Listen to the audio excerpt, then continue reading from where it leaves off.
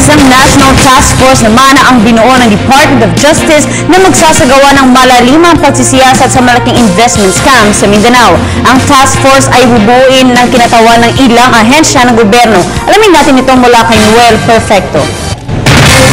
Isang National Task Force ang pinabubuo ng Pangulong Benigno Aquino III kay Secretary Laila De Lima para magsagawa ng malalimang sa napakalaking investment scam na naganap sa Southern Philippines nitong nakaraang mga araw. Nabahala ang Pangulong Pinoy sa dami ng naloko ng Aman Future Group Philippines Incorporated sa bahaging ito ng Pilipinas na umabot sa 12 billion o 12 bilyong pisong halaga ng panloloko sa halos lahat ng sektor ng mga Southern Mindanao area. Ayon kay Secretary De Lima, ang National Task Force ay kinabibilangan ng Justice Department, Local Governments, Finance Department, National Prosecution Office, National Bureau of Investigation at Securities and Exchange Commission. Inutos ng Presidente na mag-create ng National Task Force. DOJ, DILG, DOF. Now, of course, DOJ kasama dyan ang National Prosecution Service and NBI.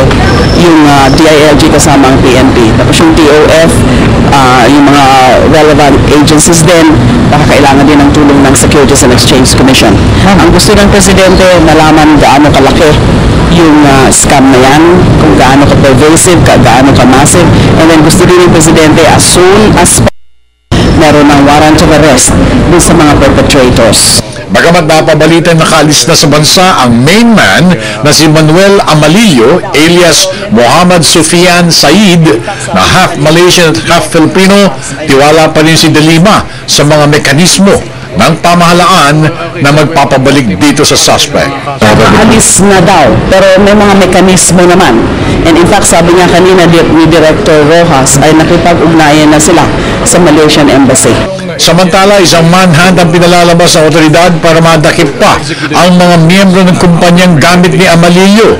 Ito'y sina Fernando Nonoy Luna, Leleon Lim Gan, Edward L. Lim, William L. Fuentes, Naizel M. Rodriguez at isang Lurix Lopez. Kasama sa mga nabiktima ng scammers ay ang mga local politicians, military, government workers, market vendors, farmers at iba pa.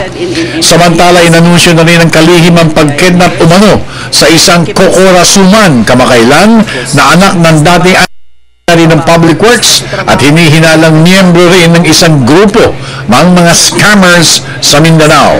Para sa Telebisyon ng Bayan, ako naman si Noel Perfecto.